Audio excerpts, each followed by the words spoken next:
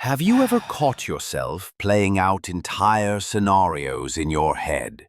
Things that haven't even happened yet? The job interview you imagine going horribly wrong. The conversation with your boss that turns into a disaster. Or even the text you sent. And now you're scripting all the possible replies. It's like your brain is stuck on coming soon trailers, but every single one of them ends in failure. Stay with me, because what I'm about to share might change the way you see your own mind. You're lying in bed, finally about to fall asleep, and suddenly your brain says, "What if you mess up tomorrow's meeting?" You're walking into the office, and you start rehearsing that talk with your boss. 10 different ways it could go wrong.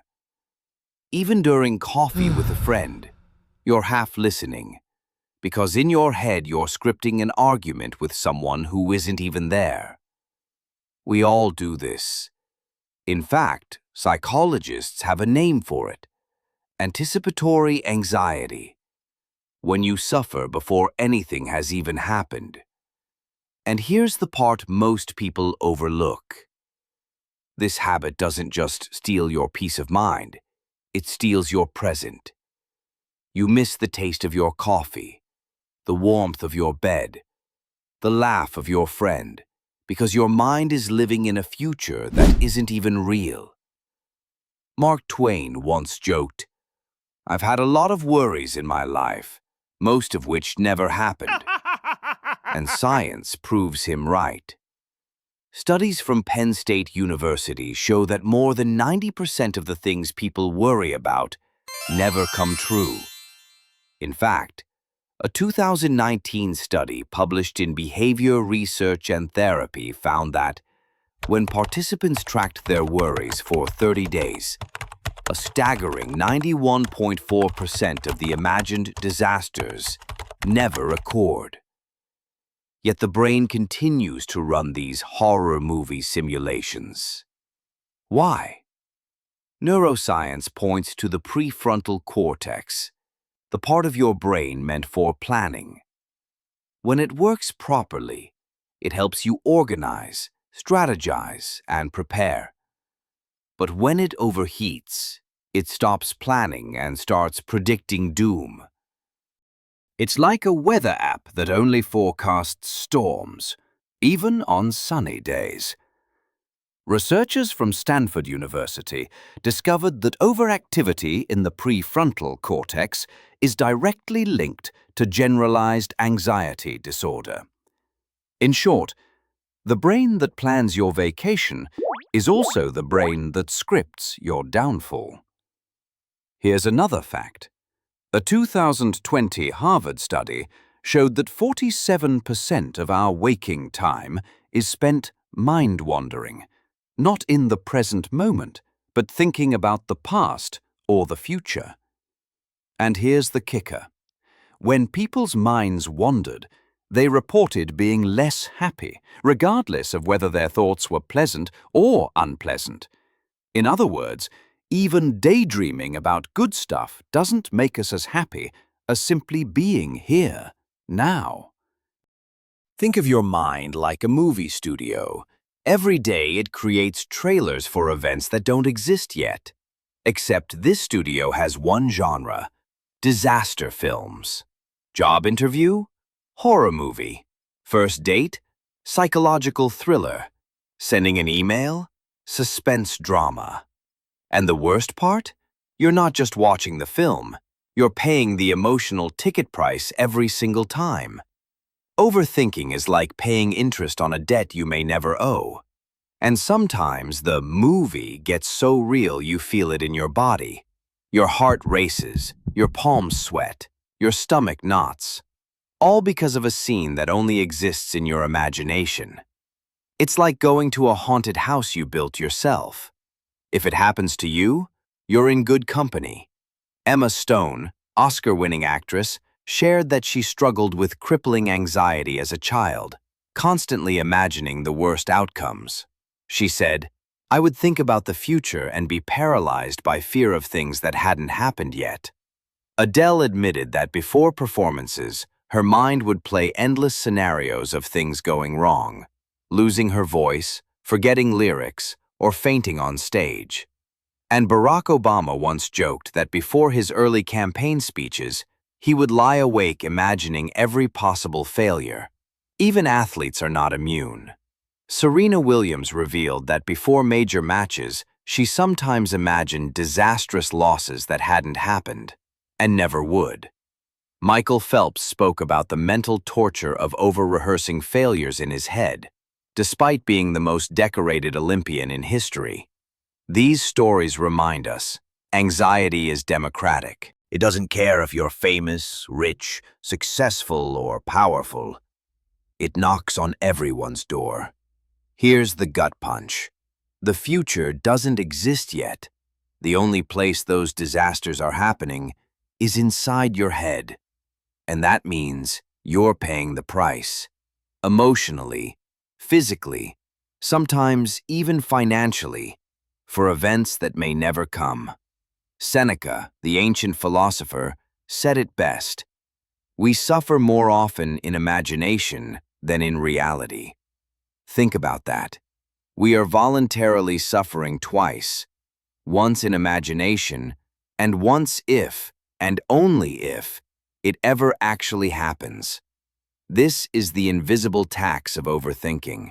It robs you of sleep, steals your joy, drains your energy. It's the thief that doesn't need to break into your house because you open the door and hand it the keys. So what can you do? The first tool is thought labeling. The next time your mind spins a future nightmare, pause and say out loud, or in your head, "Not now." That hasn't happened. By naming the thought, you interrupt the loop. A 2016 UCLA study showed that labeling intrusive thoughts reduced their power by up to 32%. Simple words can untangle a spiral. It's like putting a label on a jar. Suddenly you know what's inside, and it stops being so scary. The second tool, the worst-case writing drill. Take 2 minutes. Write down the exact disaster your brain is imagining. I'll fail the interview and never get a job again. Then write the best-case scenario. I'll crush the interview and get hired immediately. And finally, write the most realistic outcome. I may stumble on a question, but I'll handle most of it fine. Research published in the Journal of Anxiety Disorders found this exercise lowered anticipatory anxiety about the future by 40% on average. And it works even better if you repeat it daily. Writing forces your brain to slow down, to organize the chaos, to face fear in black and white. Once it's on paper, it loses its power. Now let's be honest. Sometimes our imagined disasters are downright ridiculous.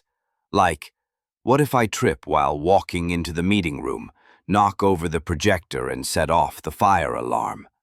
Or, what if I text my crush and autocorrect changes hi to hide your body? Our brains aren't just anxious, they're failed comedy writers. And sometimes, the best thing you can do is laugh at the absurdity. Laughter itself has been shown in clinical studies to reduce cortisol, the stress hormone. So yes, the next time your brain writes a bad comedy script, maybe you should just roll the credits and laugh. But jokes aside, the body keeps the score. Harvard researchers found that people with high anticipatory anxiety showed elevated heart rates and disrupted sleep patterns, even when nothing bad was happening. Over time, this constant pre-living of disasters can contribute to real health problems. High blood pressure, lowered immunity, even shortened lifespan. That's the hidden cost of running imaginary tragedies on repeat. You're not protecting yourself from the future. You're damaging yourself in the present. Neuroscientists also found that chronic worriers show increased activity in the amygdala, the brain's fear center, even in neutral situations. That means when you overthink often enough, your brain learns to see danger where there is none. It's like installing a smoke detector that goes off every time you make toast. Oprah Winfrey once admitted that before every new project, her brain would whisper, "What if I fail publicly?"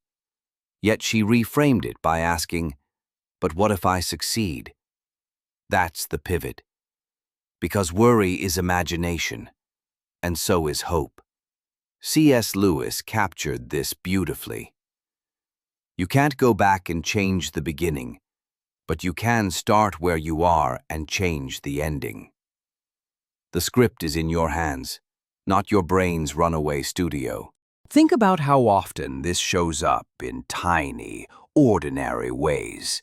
You're writing an email and rereading it 5 times before hitting send, imagining every possible misinterpretation. You're on your way to meet friends and your brain whispers, "What if no one shows up? What if they secretly don't like you?" Even sending a birthday wish can spiral into, "What if I spelled their name wrong? What if they think I don't care enough?" Small moments that should be simple become draining because the mind insists on rehearsing every disaster. It's like being trapped with a director who only films bloopers. A global study by the World Health Organization in 2017 revealed that over 300 million people suffer from anxiety disorders, many of which involve obsessive worry about the future. That's almost the population of the United States. And yet, the vast majority of these worries never become real. Another paper in Nature Reviews Neuroscience, 2018, explained how excessive stimulation of the default mode network, the brain's autopilot, feeds into overthinking cycles. This network activates when we're not focused on the present, dragging us into loops of what if. Chronic worry even affects your genes. Research in psychoneuroendocrinology showed that high anticipatory stress shortens telomeres, the protective caps on your DNA, accelerating cellular aging. So yes, worrying about the future literally makes you older in the present. If your mind is a movie studio, then anxiety is like a director who refuses to film happy endings. Every script gets rewritten into tragedy. But here's the truth. You are the producer. You decide what gets funded. And maybe it's time to cancel the disaster franchise and greenlight a comedy or a romance instead. Another metaphor. Imagine carrying an umbrella every day because you're certain it will rain. Except 9 days out of 10, the sky is clear. You've carried the weight, restricted your hands, stressed about storms. All for nothing. That's overthinking in a nutshell. Jim Carrey once revealed that his comedic career was partly fueled by anxiety. He said, "My focus on the future was so intense that I often created monsters that weren't there." Taylor Swift admitted she replays all the times I've been humiliated when she tries to fall asleep. Even world-class athletes like Simone Biles have spoken about the paralyzing effect of mental rehearsal of failures. These confessions matter because they strip away the illusion that success erases anxiety. It doesn't. If anything, pressure makes the mind's what-if machine even louder. Another practice you can try is grounding yourself in the present. When your brain runs into future fears, pause and name 5 things you see, 4 things you feel, 3 things you hear, 2 things you smell, and 1 thing you taste. This technique, recommended by trauma specialists, forces your senses to anchor in the present. It short-circuits the brain's time travel and brings you back to now. It sounds strange, but psychologists recommend scheduling 15 minutes a day as worry time. During that slot, you're allowed to write down or think about every possible disaster. But outside of that time, when worries creep up, You tell your brain, save it for later. Studies in cognitive behavioral therapy show this method reduces overall worry because the brain feels heard, but it doesn't dominate the entire day. Overthinking also creates some hilarious contradictions. Like, you'll imagine being late for work, while you're lying awake so early that you'll actually be exhausted tomorrow. Or, you'll spend 30 minutes rehearsing a phone call that lasts 2 minutes. It's like preparing for an Oscar-winning performance in a role nobody is watching. Here's another painful truth. Overthinking the future can create self-fulfilling prophecies. When you expect disaster, your body tenses, your tone shifts, your confidence drops, and sometimes the very outcome you fear becomes more likely. This is the cruel irony. By trying to avoid failure, you walk straight into it. But it doesn't have to be that way.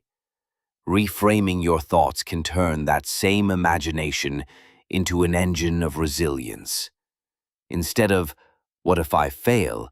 ask, "What if I learn?" Instead of, "What if it goes wrong?" ask, "What if it goes right?" The same brain that tortures you can liberate you if you change the script. Let me tell you about Sarah, a university student who constantly imagined failing her exams. Night after night, she pictured herself opening a test and not knowing a single answer. The stress made her avoid studying, because even looking at the books triggered panic. But when she started using the worst-case writing drill and scheduled worry time, her grades improved dramatically. She realized the monsters in her head were bigger than the ones on the paper. And that's true for most of us. The fear is rarely in reality. It's in rehearsal. Brain scans using fMRI technology have shown that when people imagine future disasters, the brain activates almost the same regions as when they experience real pain. That means your body can't fully tell the difference between thinking it and living it. This explains why your stomach churns before a presentation that hasn't even happened. It's your nervous system responding to fiction as if it were fact. In 2021, researchers at the University of Cambridge found that chronic worriers had elevated levels of cortisol, even on days without stressors. That's the stress hormone flooding your system, impairing digestion, memory, and even decision-making. So when you overthink, you're literally hijacking your brain's ability to perform at its best. Prince Harry spoke openly about how his anxiety made him script entire negative encounters with the press before they happened. He admitted that his brain would prepare 10 different fights that never occurred, leaving him exhausted before stepping outside. Lady Gaga also revealed that her anxiety made her rehearse worst-case scenarios before every tour. Yet she used grounding exercises and therapy to reclaim her stage confidence. These stories highlight that even global icons, adored by millions, are still haunted by the same brain loops as you and me. Imagine if you paid your credit card bill every month for charges that never existed. You'd be broke in no time. That's what overthinking does to your mental energy. It drains your reserves on debt that was never real. Or picture running a marathon every morning, but only in your imagination. Your body still feels tired, even though you never left your bed. That's the hidden cost of overthinking. And sometimes the brain doesn't just imagine disasters, it goes full science fiction. What if the plane crashes because I sat in row 17? What if I sneeze in a meeting and everyone assumes I have a secret disease? The scenarios can get so absurd that the only rational response is laughter. And laughter, as multiple studies confirm, rewires your stress response faster than silence. So here's the bottom line. Overthinking the future is like subscribing to a channel that only streams horror films, and you are both the audience and the victim. But you can change the channel. You can decide to pause the film, to walk out of the theater, to stop paying for tickets. And now, I want to hear from you. Which future disaster movie does your brain play most often? Is it work-related? Love-related? Health-related? Share it in the comments. Not only will you see that you're not alone, but by naming it, you've already started breaking the cycle. If this resonated with you, hit subscribe and turn on notifications, because in the next video, we'll go even deeper into the secret war your brain wages in the present. And trust me, you don't want to miss it.